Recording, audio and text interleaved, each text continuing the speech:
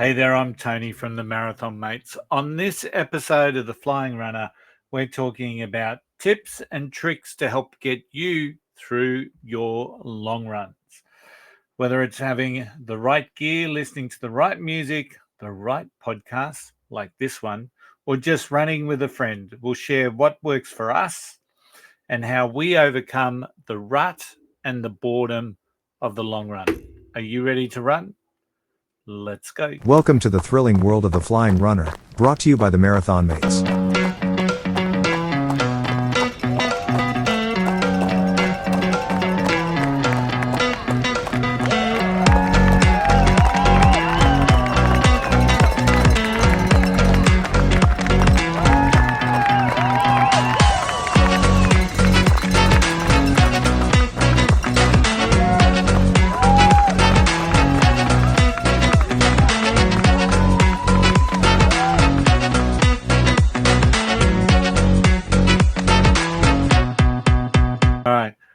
Hey there, everyone. I'm Tony from the Marathon Mates, and welcome to episode 89 of the Flying Runner podcast. On tonight's episode, we are talking about long runs, the things that we love and the things that we hate. Specifically, we'll talk about the things that we do that get us through a long run. We know that getting up and lacing up the shoes may be daunting before heading out for a 3 to 4 hour long run. So tonight we're going to talk about the things that we do and use to help us get through. But before we go any further, some of our regular listeners out there may be believing that we've missed an episode. Well, we didn't miss it. Alfred missed it. So on our last episode, we mentioned that our good friend Haley Pymont was joining us. Unfortunately, we were unable to record last week because the studio lost power with our friend Cyclone Alfred hitting Brisbane and playing just a little bit of havoc, more so with me than with Team Alice, but yes, it did. So we have had to postpone Haley, but she will be joining us very soon in the very near future, we hope. So on that note, now that I've got that out of the way, let's welcome and introduce our fellow co-hosts, our 6-star medalists. We have Lucia, we have Tara, and of course, Tim. Guys, how have you been? Last one's the best one, yeah? How have you been and how has your week been? Let's start with you, Lucia. Training this week was a bit, well, I'll tell the funny story. So this weekend was the first of my long double run. So doing a long run on Saturday and Sunday to kind of get ready for GC. So in Sydney this weekend, it was unbelievably hot. Sunday, we had the hottest March day on record ever. But on Saturday, the plan was do 16. So I met up with my run club, nice and early at about 6:30, ran down to the harbour, and I come back up, up Macquarie Street, and I'm near the train station. I check what time the train comes. It was bloody hot at that point. I got the train home. I can admit it. I got the train home, and I've got no qualms about that whatsoever. But I did get my long run in yesterday, just over 16 Ks yesterday. Again, stinking hot. I didn't care about pace at all. I just wanted to get it done. So it was so for those that don't know, I tend to do crazy things like that, either get an ice cream mid-run, stop for a milkshake, or get the train home. So yesterday was payback for not finishing my run on Saturday. Okay, Lucia, that's an awesome update. Let's go to Team Ellis. How was your weekend, guys? Yeah, well, we've got Tim back running, so that's always a interesting thing. I'm back, baby. I felt so good too, being able to run again. So, yeah, no, it's good. I think he's got his motivation to try and beat Eliud Kipchoge now that he's coming to Sydney. So, no, we did parkrun together just as a nice cruisy parkrun at Cape Stone, and it was actually bucketing down rain at the start. So you can imagine the humidity and the heat by the end, because it stopped raining and got sunning halfway through. And yesterday we did a long run. I left Tim left me, I should say, at 9Ks in, and he went on to do 21K, yesterday, and I only did 19 and a half. So Only. Oh, okay. Just I don't know. Yeah. Compared to you, it wasn't as far. So yeah. I can tell you, don't ever stop running and give yourself a 5-week break of doing nothing. Whilst the elbow and the ribs were pain-free on both runs on Saturday and yesterday, I can tell you it felt like I was learning to run all over again yesterday. And I can tell you today, I've got the what you typically get after a race. Your quads are sore and stingy, your hamstrings are sore. It hurts to sit down. It hurts to stand up. It hurts to walk. Glutes are sore. I've got all of that I would normally get. So the body and the muscles haven't worked that hard for 5 weeks, and I'm feeling it today, but it's a good pain. So I'm happy with that. And I tell you what, it just felt so good mentally and also physically to be back out there and just running and having fun again and seeing all our friends out there that we normally run with. So, yeah, really happy with it. Yeah, and Tim, to be honest, I was really surprised you came back and did 21, and whether that was the wisest thing that I would have done. I certainly wouldn't have done that, but it was very easy. And a lot of our listeners would probably be thinking how coming back from a 5-week break and then going straight into a half marathon is something that some of them would probably consider a little bit irresponsible. So consider yourself admonished. I know that you have a much stronger base than what a lot of other people may have. Yeah. But part of the things that we always talk about on the podcast is coming back from injury and coming back slowly, and potentially coming back doing a half marathon, no matter how easy you may have thought it was, is probably not the advice that we would want our listeners to be doing. So no, absolutely. And you know what, Tony? He's actually paying for it today. So that's why you don't do what Tim has done. Let this be a lesson to everybody. Don't do what Tim did. I did listen to my body. So whilst it was 21.1, it was easy pace, firstly. And secondly, from about 14, 15 Ks, it was pretty much walking with more walking than running on the way back. So, yeah, I was taking it easy. I was listening to my body. But you're right, I do have a higher threshold, I guess, than most others. The body and the muscles just are strong enough. I didn't injure myself, didn't hurt myself, but the muscles are just having to rework a little bit and strengthen up, and they will. But yeah, it is one of those things that don't do what I did. It's stupid unless you've got a toughened up body and that's what you're used to doing. So yeah. Okay. And I got back to running. It's been 2 weeks since my what did I get done? Cataracts on the right eye. So and I didn't do what Tim did. I did start light, and I went for a run with Sharon on Saturday, and that was one of the things I was really looking forward to, getting out and just doing a nice and simple run with Sharon. We did 5K on Saturday, and it felt good. So I backed up with another 5K on Sunday, and Sharon did a 5K walk. So we're 16 weeks out now from Gold Coast, so I'm still really, really confident. We got Run Army coming up in 2 weeks' time, a 10K race here in Brisbane. And when I first set the plan for Gold Coast, I was going to have a crack at getting under the hour for the 10K for Run Army. I'm not doing that now. I know that I won't be ready to do that. But last year at Run Army, I broke my 10K PB. I think it was 1 hour and 4 minutes. So if I get close to that, I think I'll be happy this time around. Ellis is a running Run Army as well. Correct me if I'm wrong. Yep, absolutely. But I don't think it's going to be anywhere close to that 104 for me, Tony. I have not been training anywhere near as well enough to be running 104 for a 10K at this present point in time. So I'm looking probably around about the 1 hour, probably 10. Between 7 and 10. Yeah. Yeah. Yep.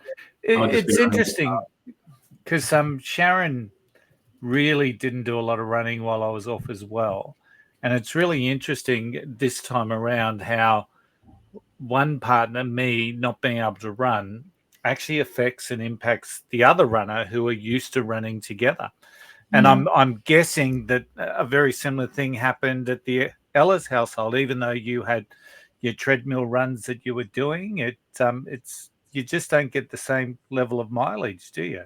No, it definitely impacts on the long runs. So I haven't done a long run out on our usual long run for 5 weeks either. Hey, admittedly, there has been a cyclone in the middle of that as well for us, so that sort of interfered with it. But the longest that I've run is probably about 10 Ks, and that's just been on the treadmill. So you've done a 21 on the treadmill. I did a 21 on the treadmill, but it's all been treadmill running. And treadmill running for me is a lot easier than running out in the heat and the sun. And the treadmill makes you work, whereas when you're out doing your own long training run, you have to do the work. So I know that sounds weird, but yeah.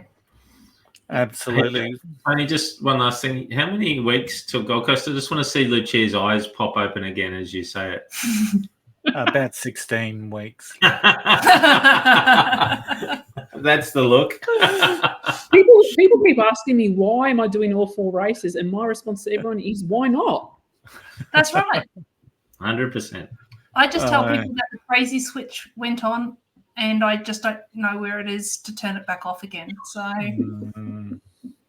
and the good news is we all survived Cyclone Alfred a little less hectic than on the north side to where I was on the bay side. So, but finally glad we got through all of that. And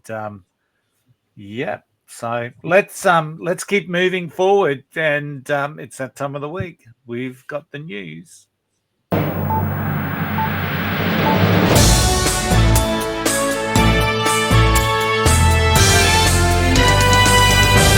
right, Tim, what's been happening around the world this week?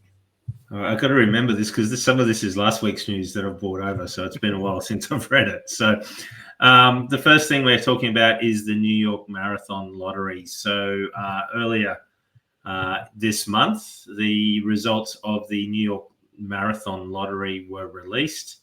They received about 200,000 applicants for the marathon this year via the lottery, which is a 22% increase over last year's numbers.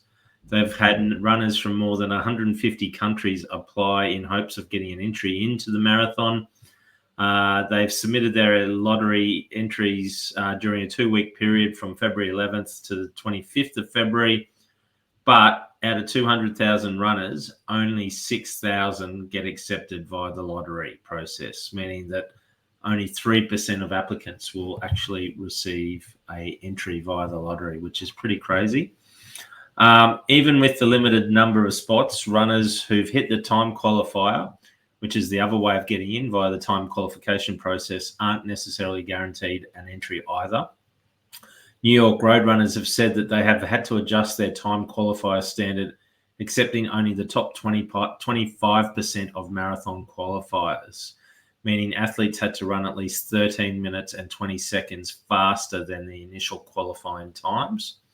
So as an indication for women aged 18 to 35 years of age, you would have had to have run a sub 3-hour marathon time to qualify for New York.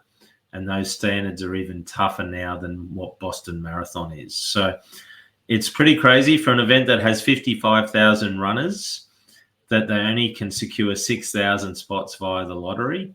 Doesn't tell me how many have secured it via the qualifying process, but there are obviously getting more and more difficult. It's getting more and more difficult to get entry into these big races, even though they do keep expanding their fields. So it's pretty crazy. What do you guys reckon about that? I think it just proves how popular marathon running has become and how tough it is to get in via the ballot, because gone are the good old days in which certain marathons you could get in via the ballot, but now I think those are becoming less and less. I find New York fascinating, to be quite honest, because it's one of the marathons that does have a large contingent of sports tours places that can go, but it's always been tough to get in through the ballot, and now it seems to be even tougher. And then everyone talks about how tough Boston is to qualify for, yet New York has actually got tougher qualifying times. So it's and I think if you're a New York local, it's that 9+1 program that New York Roadrunners have that's probably your best chance to run the marathon. So it's really it's this real conundrum, because it's an elite race because of the qualifying times, but it's also an inclusive race because there's no cutoff fundamentally. Yep. And the way that they treat the back of pack runners is much better than what you find in any other marathon. So I find it really an interesting thing. And the one thing that came out this week is last year, as I think you said, they broke the world record with over 55,000 finishes. Guess who's going out to break the world record this year? London. Yeah. London. So London is now aiming to break the world record. So Berlin broke it, and then New York broke Berlin, and now London is going to break New York. And don't be surprised if Berlin or Chicago have a crack at the end of the year and New York has another crack at the end of the year after that. Yeah, it's crazy. Well, Tara and I were talking about it the other day and saying, there's no reason why we don't think New York couldn't handle another 20,000 more runners. There's no real cutoff time, as you say. The roads are open till quite late in the day. The corrals are actually quite I shouldn't say empty, but it's not a packed start. Like running over Verrazano Narrows Bridge, you're not crowded in amongst 1,000 people where you can't actually move. It's actually quite they could put spaced. Put another 1,000 of runners into every wave, and you probably wouldn't notice it too much. It's just the logistics of getting people out to Staten Island. So obviously, we all know what that trip out is like. That might be the hardest part for New York, I guess. Yeah, it's an interesting one, and it's going to be interesting to see what happens in future years. But anyway, moving on, some other news is that World Athletics have recently pulled the plug on the 2025 Road Running Championships. With less than 200 days to go until the start of the 2025 World Athletics Road Running Championships in San Diego, the governing body has announced that they are now searching for a new host city. According to a press release, detailed discussions took place between World Athletics and the local organising committee of San Diego 2025, resulting in that the championships will no longer be held in San Diego in September as planned. They have said that they were planning, this is the organising committee, to rely on recovering some of the costs of hosting the event by hosting 3 mass participation races. Their initial target was around 10 to 15,000 runners to sign up on the same courses that the pros would be using. Yet fewer than 1,000 people registered for the event, which I find hard to believe, given firstly it's America and secondly it's a big major event. So as a result, they weren't able to fund the event and they've put it back out on the market. So World Athletics is looking for a new host. They are trying to find a host so they can have an event this year. The event was scheduled to take place a week after the 2025 World Championships, which are athletics championships, are going to be hosted in Tokyo later this year. So it'll be interesting. I don't know if they've got somebody serious out there or not, but I'd love to see Sydney or Brisbane or one of these cities in Australia put their hand up. It'd be interesting getting the elite road runners out there. I reckon we could pay it off pretty easily with mass participation events, and it would put running on the map here in Australia. So again, not sure what you guys think on that one. No, I would agree. I think it'd be a good opportunity for Brisbane, even Sunshine Coast, to test the actual Olympics course as well. Yeah. Possibly. Yeah, I don't think they do a marathon, though, in the World Athletics road running thing. So you'll find that there are distances like half marathon that are not in the World Championships. So given they've got the World Championships the week before, there will be a marathon at the World Championships, but there won't be a half marathon, and there probably isn't a 10K or a 15K road race. So they'll be doing those odd events that aren't all that common. But yeah, it's strange. I don't know how you can't get 15,000 people to an event. Yeah, it's there's obviously some timing issues there that have really impacted that one. And, at the end of the day, we know marathon public events are huge right at the moment. Maybe 10K or half marathons aren't as huge, and maybe there's a whole lesson there as well. Don't know. All right, and the last bit of news, which I can't not say it. It's been mentioned so much on social media over the last few days. But in case you haven't heard, Eliud Kipchoge has come out and said that he is going to run the Sydney Marathon this year. He's decided he wants another crack at the marathon mates.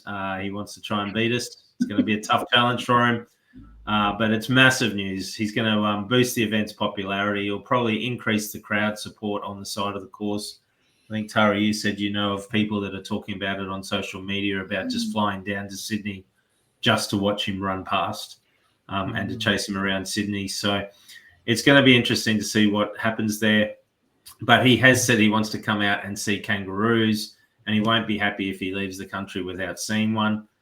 This is huge news, but I don't know. We'll see how he goes in London before I make any further sort of real comments on it. But I would actually love to see him start at the back of the pack and be the last runner over the finish line, over the start line, and then see how he goes cruising through the pack and trying to duck and weave people and actually just take on support from people as he runs past and encourage people as he goes past them. So I'd love to see that. But at the same time, if he comes, he's going to give it a real crack as an elite. I think the hills are going to get him. He has a weakness with hills, as we seem to think, or as we've seen recently in his races. So it'll be interesting anyway.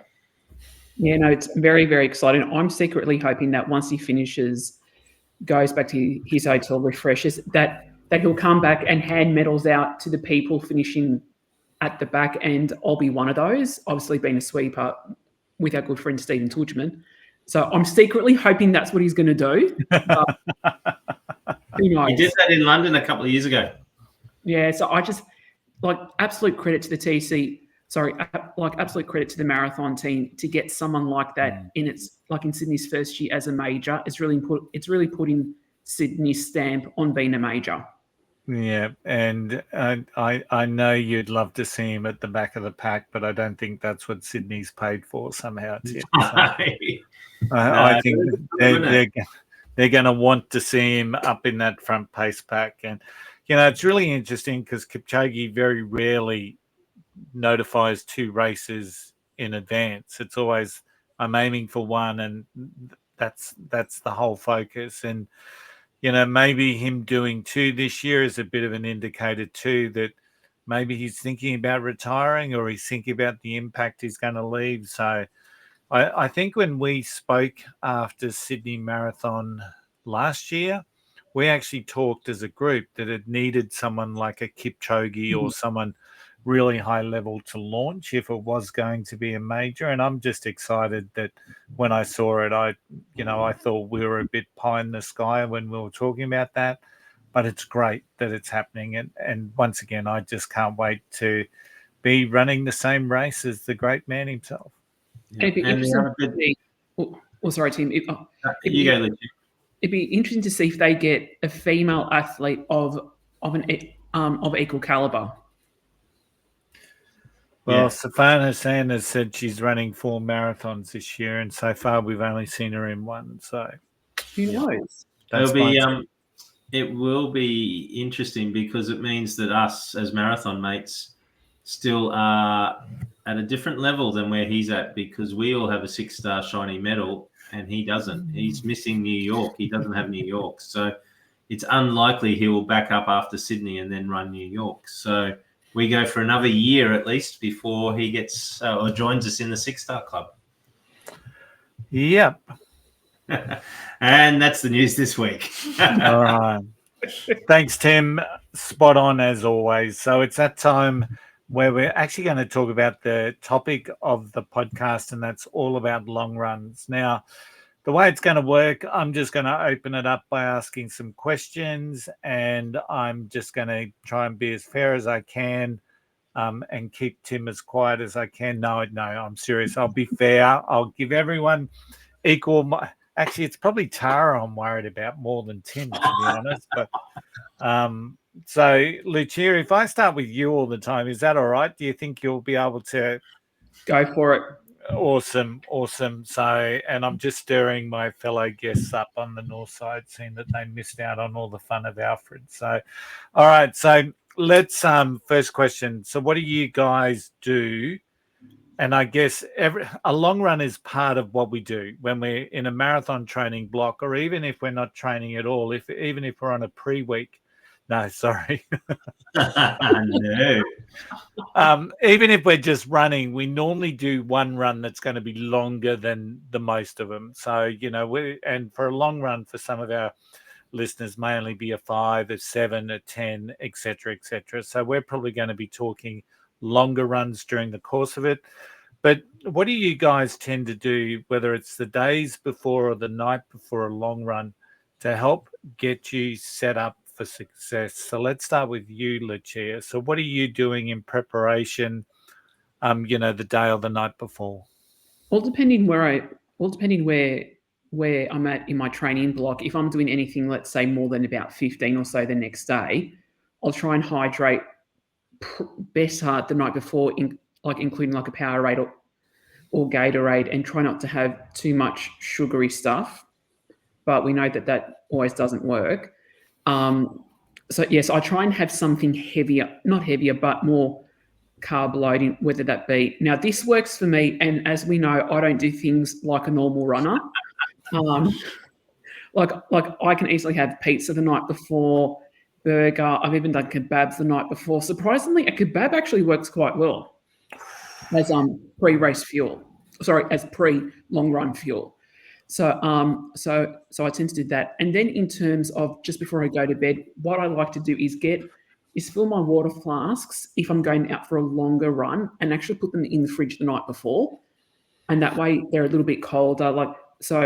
I'll generally have all the stuff laid out in the kitchen, whether that be if I'm going to have a banana in the morning, or if not, if I've got leftover pizza, I'll have pizza. My gels, if I'm bringing snakes with me. So all depending on how far I'm going. Like lately, past couple of weeks, I've been running with my running vest. My new one, Tara, absolutely love it. Oh, did you get the same? Yeah, same one. And just making sure that I've got everything I need. So I kind of do a mental checklist. Like, is my iPod charged? Yes, I still have an iPod which I listen to music on. Are my earphones charged? Is the phone charged? So all the essentials, I make sure I have that ready the night before, and so that way I don't forget anything in the morning. And then I also put my clothes out the night before, again, just to make sure that I don't forget anything. And that way, when I wake up in the morning, it doesn't take me as long to get ready, because I know I've got everything out. I know one of the things I do the night before is I pull out the old MP3 player, and I make sure that the battery's nice and fresh in there as well, Lucia. Tim and Tara, is there any... Can I say something first? When you say you get your snakes ready and packed away, okay, we're not talking snakes. For our international guests, snakes are a type of molly or candy, yeah? Correct. Sorry, yes. And if we really want to get into detail, I actually cut the snakes in half because it's easier to chew, a shorter one than it is a longer one. These are not live animals, people. Please remember that. It's a lolly candy. And as I said, we know I do things differently if you have listened to us. They're gummy bear type thing. That is a lot of preparation, cutting your snakes in half. Tim, anything on top for you and Tara outside of what Lucia's already talked about? No, we just make sure that the headphones are charged because we've got the aftershocks. And we just have our phones with Spotify on them, so we're boring. But we just make sure that the hats are out, our fuel is out for the night the night before, our running hydration vests. Yeah, we don't really change much because it's every Saturday night is pretty much the same. We're very boring people. We have lots of water on a Saturday and eat very little fibrous stuff that's going to make us stop more than we need to. I think, yeah, you're right. And the other part to it is no alcohol or very little alcohol. We might have one beer or a glass of wine the night beforehand, but generally try to avoid alcohol, generally. And try to get a good night's sleep as best we can. So we're boring people on a Saturday night. We'll be in bed at 8:30, 9 o'clock because we've got a 4 o'clock get up in the morning. Yeah. But, having said that, life is unavoidable and there's certain things in life, and we do get to bed at midnight or 1 o'clock because we've had to go out and have a party or a few glasses of whatever to celebrate something. And we still keep the routine. We're still up early, but it's not as productive when you've had not enough sleep or you've been drinking alcohol. So, yeah, that's probably the only other thing. And, yeah, whilst the other thing is water the day beforehand, it's probably water or hydrating days beforehand is actually the key to it as well, that you are drinking plenty of water leading up to it. It's not just on the day, but days beforehand. Which will sort of lead us into our next question. So we're all morning runners. I think we did. We found that out on a recent episode and some of Tim's research around morning and night runners. So when you're talking about your routine on a long run morning, obviously hydrating the day before or the days before can lead to a certain amount of routine then, I guess, about getting ready the morning of. Let's start with Tim and Tara. What is your routine like on a long run morning? I groan when the alarm goes off and go, oh, not again. But apart from that, it's just sort of, I don't ever do a flat lay. I just sort of walk to the bathroom, put my contacts in, put body glide on, sunscreen on the face, walk back through the walking robe and get dressed as I'm, pull the socks on the bed.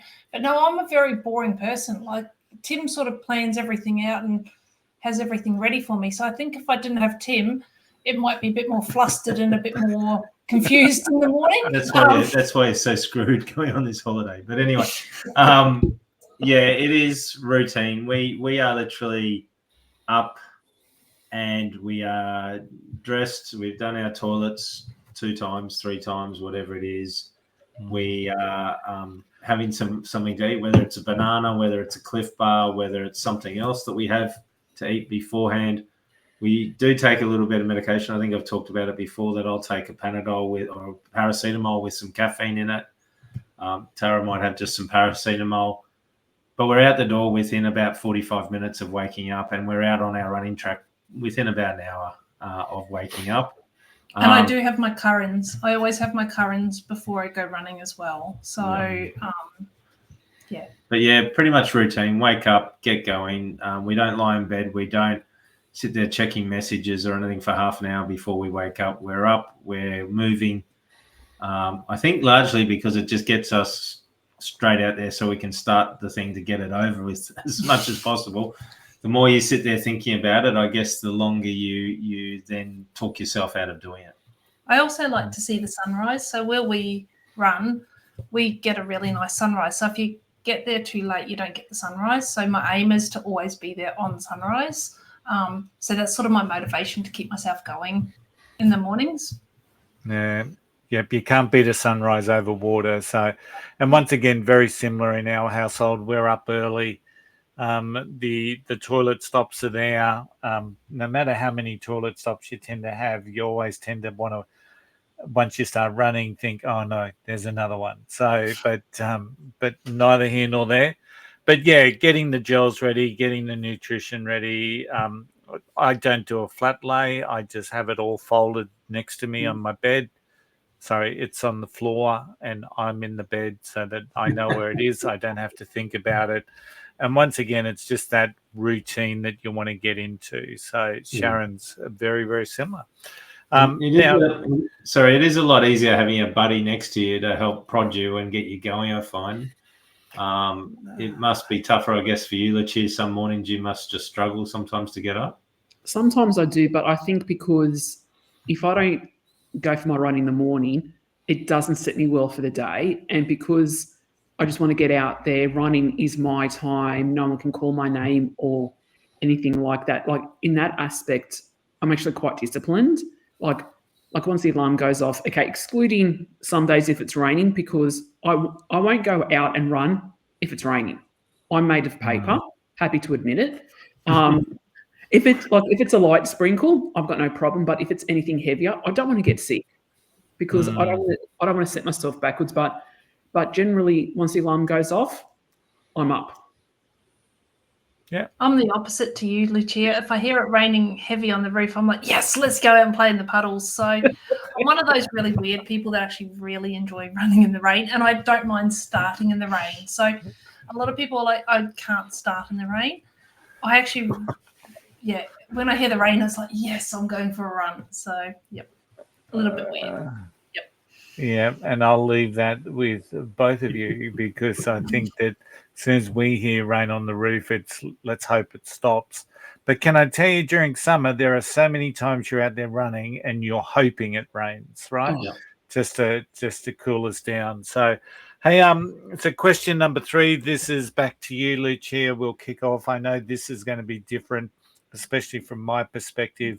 So, what gear do you usually take with you on a run?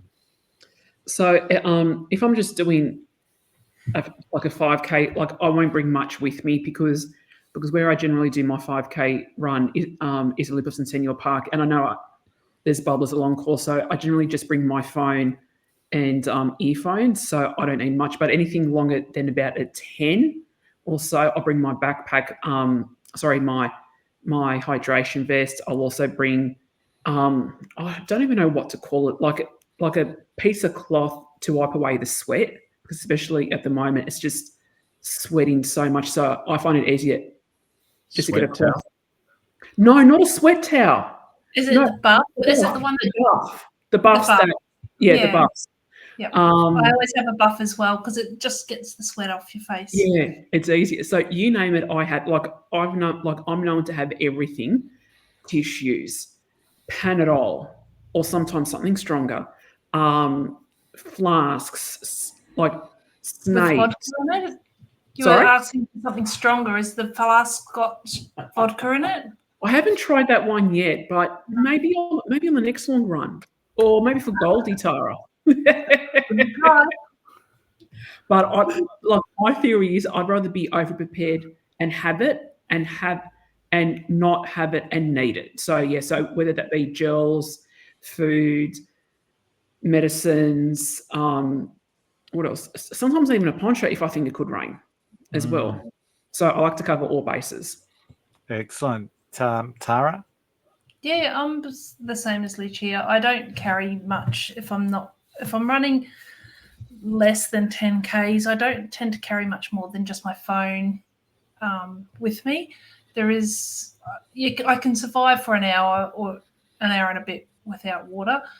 I do always have my running vest, and I have got a new one which I absolutely love, and I actually use the little soft flasks that go in the front over the weekend, and they fit really well. And so for my long runs, I tend to put my nutrition into the soft flask, so anything like your hydrolyte type stuff, and in the back is just water. So my water pack at the back is just water.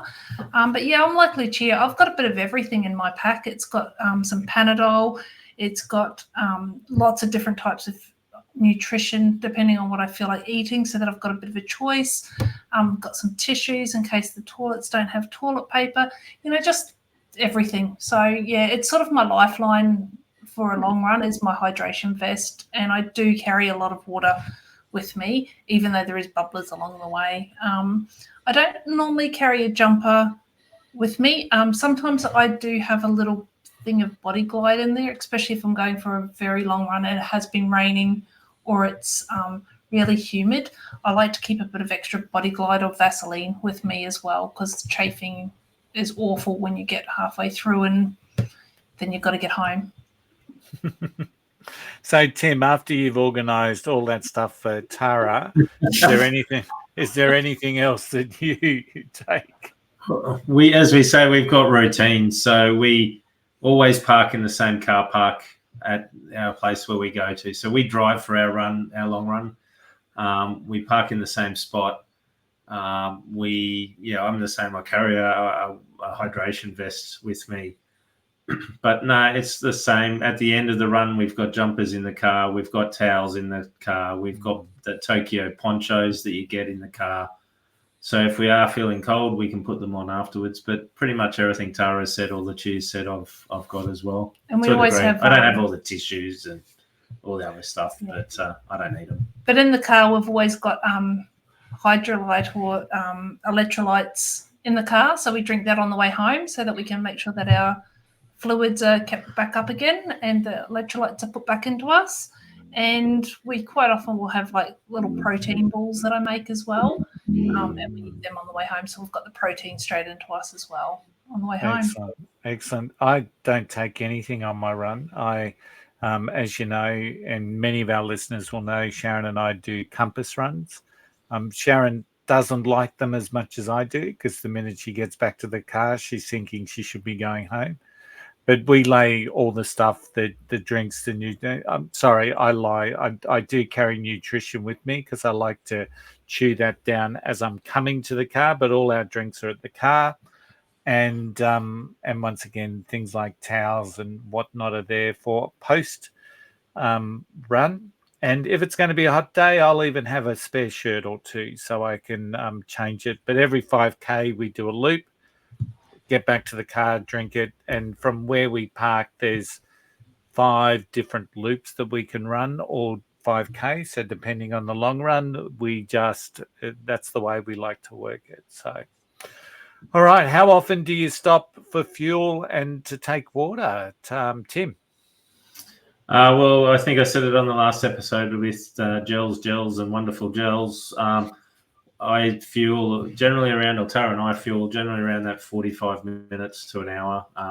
Try to get it on the 45-minute mark if we can. But if we're doing our longer runs, we'll stretch it out to maybe a turnaround point. So I know if I'm doing my half marathon, I'll do it at the 10.5K point, which is a little bit more than 45 minutes, but I'll do it at that point to have the fuel. As far as taking water goes, I try to replicate race aid stations. So generally they're every 3Ks on a race or at 5K intervals. So I try to do it at 3, 6, 9 if I'm running. Sometimes I'll throw one in at 5Ks. And that's just more to accommodate my body and get my body used to taking water in at those sort of regular intervals that line up with what it's like on a race day. Obviously, when you take your fuel, you also need to have some water with it as well. So I have a sip of water at that point. But that's me. I don't know, Tara. Yeah, about the same. I do tend to, having my backpack on or my hydration vest on, it is quite good because on those really hot days, I can drink a lot more than what I probably would on race day, because races are usually in the cooler weather. So training, I do tend to go through an awful lot of water. I just sip it as I need to for my training run. But look, everyone's different. But yeah, water I take in quite frequently, and I'll probably go through, depending on the run, like this weekend I did the 19.5 Ks and I went through 3 litres of water while I was running. Yeah, but I do sweat a lot as well. Yeah. So I sweat a lot and I drink a lot. So, yeah. And it's very humid yesterday as well. So yeah, true. It is hot and it is humid here in Brisbane. So on races, you would do less than that. Yeah, on races, much less. Yep. Lucia. I generally, fuel-wise, on a longer run, I'll generally have something every 4Ks, just because for me it's easier to work out than working out every 45 minutes or doing it based on time. Because what I got into the habit of doing in the last couple of maras is on the gels on the back, I actually write at what K point I have to take it. Otherwise, I'll just forget. I'm like, okay, bugger, like, because sometimes I lose track of where I'm at. I'm like, am I at my snake fueling or am I at my muesli bar feeling. So I find for me, by writing actual K on the back of the gel, it kind of resets me because I kind of know that the gel is the last in the series, and then I go back to the beginning, if that makes sense. Yeah. And then in terms of fluid, I do very similar to Tim. I try not to take anything, at least for the first couple of Ks. But yesterday in Sydney, it was just ridiculous. I was drinking, even though I had the flasks with me, which had one I had electrolytes, and one I had another electrolyte type tablet. But then at each bubbler, I was also taking on water because it was just so goddamn humid yesterday. So I was drinking more than what I normally would, because if you wait until you're thirsty to have something to drink, it's too late. Too late. Absolutely.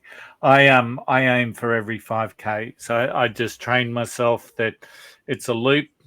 There's water on the course if I need it, but ultimately I train myself. Sharon's a little less than that. She will take water if there's a bubbler on the course and we know where they are. So Sharon's probably closer to that 2.5K for a sip of water. I train to go for 5Ks, and as Tim was saying, that's a little bit to replicate worst case scenario on race day.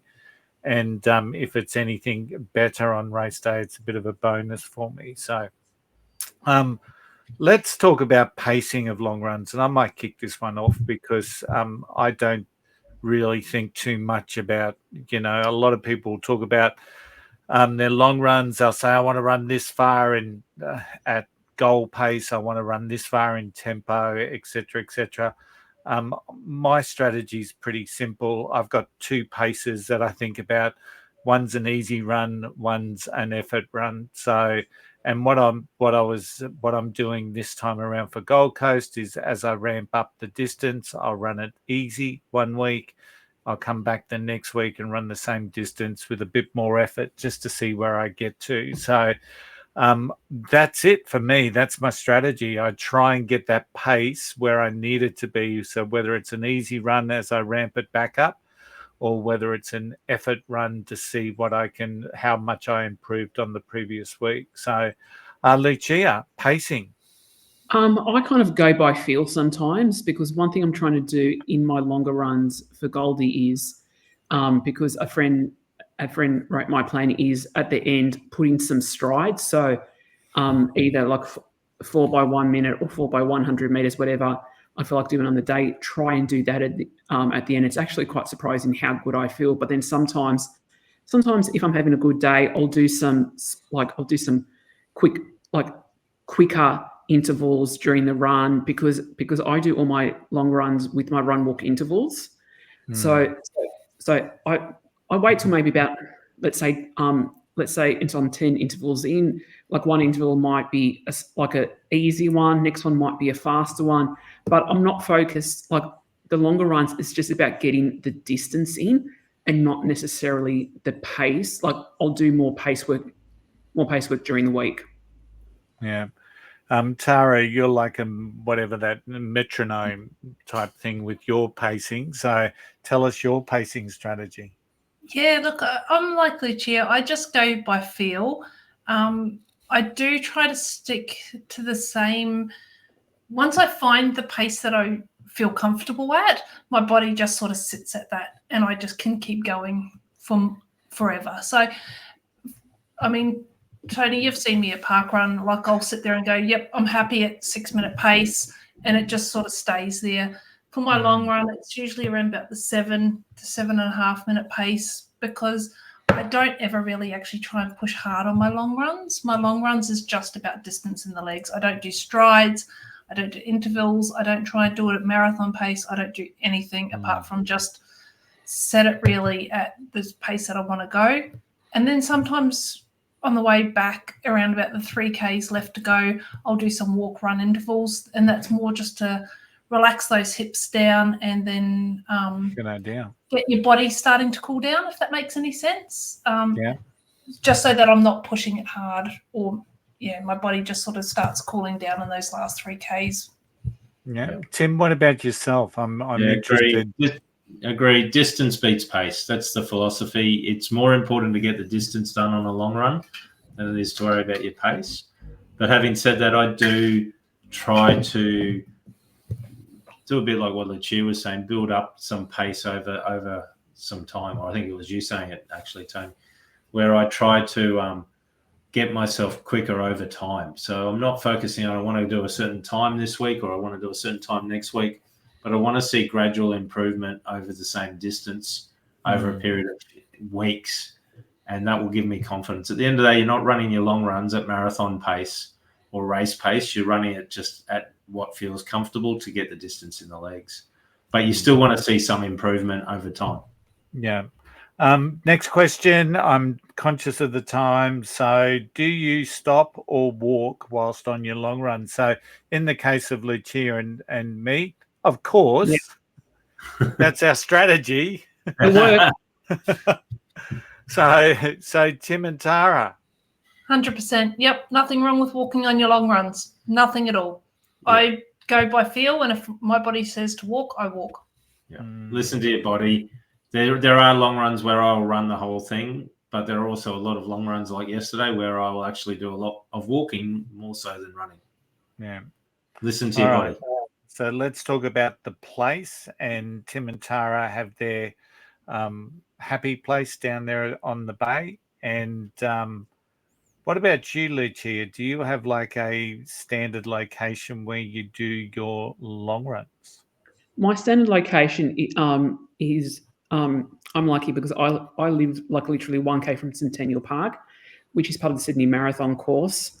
And the park is quite good because there's an inside loop, which is about 3.5, 3.7, ever so slight inclines, but it's a good park because if you want to make it hilly, I can make my run hilly.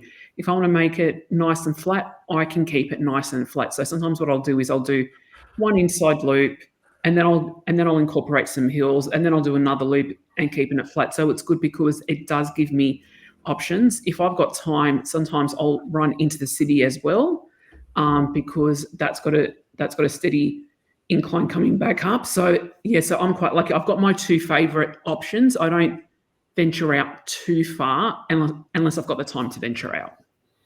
I noticed your run on Strava Sunday, and I was fascinated by it because you know the words, like you start off close enough to the Bondi sort of region, and you know, being a Queenslander, I sort of presume Bondi's on the beach, and not the beach area. Yeah, so I saw that where you start isn't far from Bondi. I should just rephrase that. And then all of a sudden you're running into the city, and I'm thinking that'd be pretty cool, to be honest, to be able to do that run. So yeah. Yeah, from my place down to the Opera House, if in one go, it's just over 5Ks. Oh, gee, that'd be tough. That'd be tough. Tim and Tara, you tend to run in the same place. So let's talk about two things. Do you ever get bored running the same location? And then what are the benefits that you find from doing that? Look, I don't get bored there only because we've got a lot of friends that we see out there. So it's actually quite encouraging to see the same people and friends, and we all encourage each other. That you would know yourself, Tony, running along a bayside, it changes every single time you're there. It doesn't matter. You can have a windy day, rainy day, sunny day. It all sort of changes and it feels a bit different each time. I know where all the toilet stops are. I know where there's water to refuel, like if I need to put more water into my pack. I know each kilometre distance, so I know if I didn't have a watch, I know how far I'm running. So to me, no, I really enjoy running that same place every day. Yeah, we're fortunate where we run has at least 22 kilometres of continuous path. So you can run up to 44 kilometres return, but you can break that down into any distance. If I only want to run 10 Ks, I can run 5 out and 5 back. If I want to run 21 Ks, I can go 10 and a half and 10 and a half back. So it's really good in that way because you can always adjust the course and the training as much as you do. I know from a safety perspective, it's fairly safe out there where we run. There's lots of runners. It's a great running community out there. Everyone's quite friendly. Even yesterday we bumped into one of our neighbours that lives near us while we're out there running. And it's the first time we've seen her out there, and you know, it was great to see her out there. But we see so many people, we've made so many friends out there that everyone's looking out for one another, and it's just a great place, and it's very different. So, and the familiarity of it means you don't have to think about where you're running, how far you did, you know, am I going to get 20 Ks out of this run if I go around this corner and up that street? We don't have to think about any of that. That's a good thing about a familiar place. I'm going to combine two questions here, guys, and hopefully it'll make some sense. I guess we've all had those really, really bad long runs, right? The ones where it feels horrible. The legs aren't doing what they're supposed to be doing. Our mind's playing havoc with us. And I guess the question's two-part. How do you keep yourself in the game when that's happening while you're on the run? But then what do you do with that afterwards? And what sort of a review process do you actually do when you've had a really crappy run? Luch?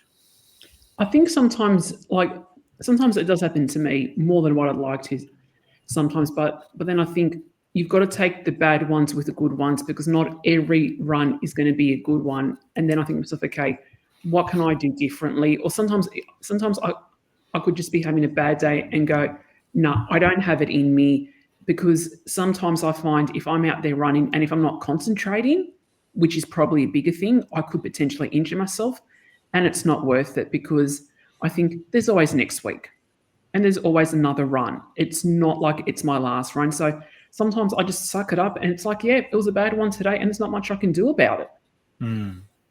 Yeah, agreed. Tim and Tara? Yeah, we're the same as you, Luch. There's days there that you just go, what happened? Like, I've prepared, I was so eager to do this, and it just all went down the toilet so fast. And on those days, yeah, I just stop and walk back. I don't even attempt to try and push it out. I'm going to injure myself if I'm running where I can't. Well, if your mindset's not in the right spot, there's always next week. That's right. Yeah. And you know what? The bad runs also help with you mentally for race day, because if sometimes you just go, okay, if I just walk for another kilometre, then you can actually start running again sometimes, if that makes sense. And then you're like, oh, okay, I feel good again. And that actually gives you that motivation for your marathon day or your proper race day too, because you realise in a marathon, you're going to have those bad spots and you don't want to give up, obviously. So you've obviously got to listen to your body, but having bad training runs isn't a bad thing, because you're always going to have those bad spots in a race as well. So mentally it prepares you for that side of things. Yeah, 100%. I don't have a mantra or anything that I say to myself. The only thing I'm probably saying is, hold on, calves, hang in there, calves.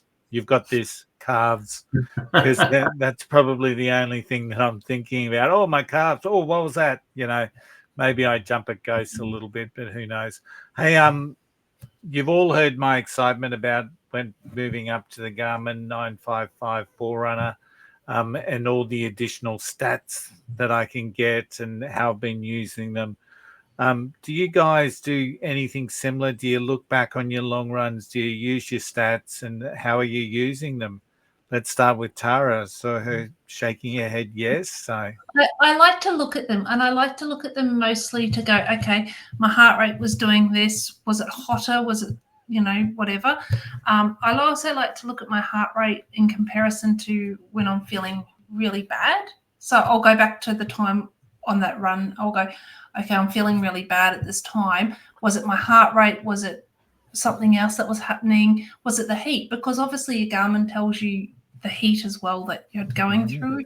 So I like to just look at those sort of things to go, oh, that makes sense as to why this has happened on that time. So I don't analyze it as such, but I do like to keep my cadence good, and I do like to keep my heart rate good. So I sort of measure those things on a loose basis is probably the best way to put it. I'm the same. I used to be more detailed and look at the stats and go into every minute detail. I probably don't do it as much anymore, because I'm not running for pace a lot of the time. I'm running just for fun. So I think you're looking at some of that data can actually draw what you thought was a good run. You can then look at it and go, hang on, the data's telling me I was actually a crap run. I didn't hit my performance condition or whatever. So you got to use it in the right way. And I guess we look at it when we have a run just to reflect on some parts of the run, but not going too deep into it. And Lucia. No.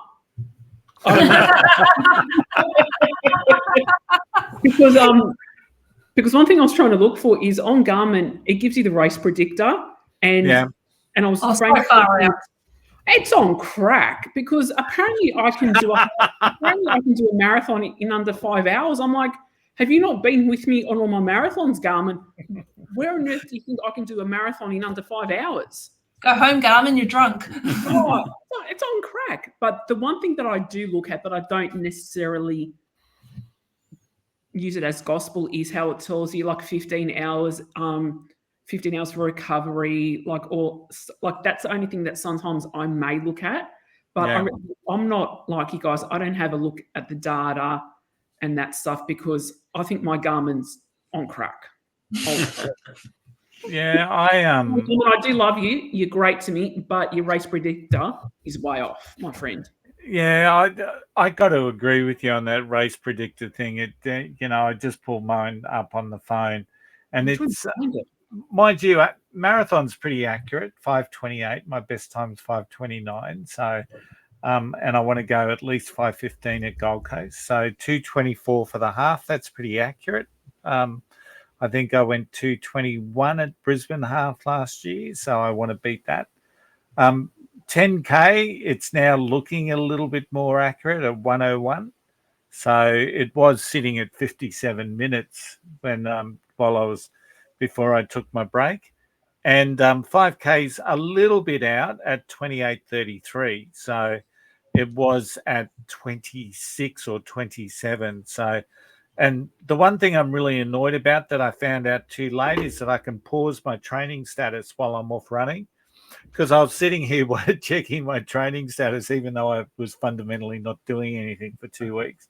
And I just saw it getting worse and worse and worse. And I could just imagine, I don't know what yours would be like, Tim, but mine is currently saying strained. So I don't know what strained means. And I did 2 5K runs, and it's saying I was strained. So I have not seen strained before. Mine normally says overreaching on that one, but my 5K is telling me I can do it in 25:17. So yeah, my Garmin's definitely on something, and it needs to go home because it's drunk. So yeah. So have you found yours, Luke? No. So my marathon is 4 hours 22, which is probably realistic for me. Half marathon 1 hour 54, 1 hour 55. So that's probably realistic. Tim's is actually realistic because he's got 10K 49 is probably not today. I could do that, but I could do that at a fair rate. And 22:19 for 5K. So maybe Garmin is sexist because it seemed that it got the 2 boys pretty accurate, and then the girls, it's on crack. So no words. I'm still trying to. So I think that we've done a pretty comprehensive look at long runs, guys. So final comments, Lucia. One last tip for our viewers and what our listeners. What is that one thing that you would give to someone as they getting ready to do a long run this weekend? My words of advice: be prepared. Be prepared, Tara. Listen to your body. If you're not feeling it, make sure that you listen to your body. And if you are feeling it, maybe just push out that extra kilometre. Excellent. Tim? I'll give mine in Tim's tip. And you can do that because we're just about to finish up. And, of course, before What's your word? What's your word? I would say enjoy. Enjoy it because, there's not much. It's a long time to be out there. I did an out and back a couple of weeks ago around, back of the pack runners doing long runs. And often we look at training plans. I did a Garmin training plan based around what I wanted to do at at Gold Coast, and it's telling me I'm doing a long run for an hour, and I'm thinking, yeah, right. My long runs are at least 2 hours or 3 hours or 4 hours. So, but if you're not going to enjoy it, my question is, are you going to do it? So I would just, my simple tip is get out there and enjoy it. If that means you stop and smell the roses or pat dogs or watch the sunrise or do selfies or say good day to everyone, Eat ice go cream. for it. Eat ice cream. And Lucia looks like I think she's found her race predictors. Okay, just to prove how on crack, and I'm sorry I'm using the word crack. So we know my PB is 5 hours, 53 minutes, and 29 seconds. According to Garmin, which I ran with this Garmin in Boston, my race predictor is 4 hours, 30 and 51. Awesome. What? Go for it. I dare you. What's your 5K, Luch? On this 28:31, but I think my 5K PB is about either 34 or 36. Okay. Wow. Something's not right there, Lucia, because it should Yeah. be picking it up a bit better than that. So Yeah, it's on track. it's on crack. Or Time it's to buy a sexy. new Garmin. Yeah. If anyone listening out there knows anyone at Garmin, send one my way. So before we finish up, we've got Tim's tip of the week. Tim, what's your tip? Okay, thanks, Tony. My tip this week is about building consistency into your training program. Whether you're running a 5K or training for a 5K, a marathon, or an ultra marathon, or anything else, then my number one tip is particularly around when you're building your long runs and your training programs is about building consistency. It means training at the same time each week. It means doing the same number of runs each week. It means covering similar sorts of distances each week. And building that consistency in will help build strength. It'll help build endurance. It'll help build speed, ultimately. But at the same time, it just means everything starts to click in. And I know, like, I feel disjointed. I mentioned it a bit earlier at the moment. Having started back after 5 weeks, I'm a bit disjointed with my running. It feels a bit awkward and not quite right. But having consistency in your running will reduce a lot of that and actually give you a little bit more enjoyment, as you say, Tony, in your run, that you'll enjoy your running a little bit more because you are being more consistent. So that's my tip this week. And an excellent tip at that. Hey, Luch, what's happening now? Before we say what's happening next week, I have checked the weather. There's no cyclones, there's no storms, there's no hurricanes on the radar. So let's, fingers crossed, let's hear what's happening next week. Excellent. Thank you, Tony. I'm very excited about next week's I'm very excited about next week's episode because we're going to be talking to our good friend, Peter Hillman. Peter is also another 6-star finisher. She recently ran the Osaka Marathon, and she's going to and she will talk to us about that experience because part of it, she was actually running while it was snowing over there, and we'll also talk to her about her running journey and the places it's taken her because Peter is a seasoned pacer as well. So we'll talk to her about that. But Peter was also she also got her PhD after studying how running events can actually transform people's lives and making them physically active. And so it's going to be great to talk to Peter because Peter got her 6-star in Boston with me last year. So we've got very fond memories of that race, which we'll talk about next week. So very excited to have Peter on. Excellent. Looking forward to it. And as I do every Monday night, it's always good to catch up with you guys. So that concludes the show. So as I said, I love my co-hosts and thanks for joining, even though I have been a bit cheeky and facetious tonight. I just needed to be in good friend company to be able to do that. So I really do thank you guys. And now that the wild weather has stopped, we had a lovely weekend just gone. Let's hope that we have another fantastic week ahead and we all get some long runs in. We love making podcasts, of course, for you, our listeners and our viewers. Your feedback does mean the world to us. So please like, comment, or message us on any of our social media platforms, Instagram, Facebook, or Messenger, or email us at happyrunning@flyingrunner.com. And if you've got any tips about your long runs, please let us know because we'd love to share them. You can watch this episode on Spotify and YouTube, or listen on Apple, Amazon, and all major podcast platforms. Remember, every step forward is a victory. Lace up, hit the road, and we're going to see you next time on the Flying Runr podcast. Until then, happy running. Happy running. Happy running.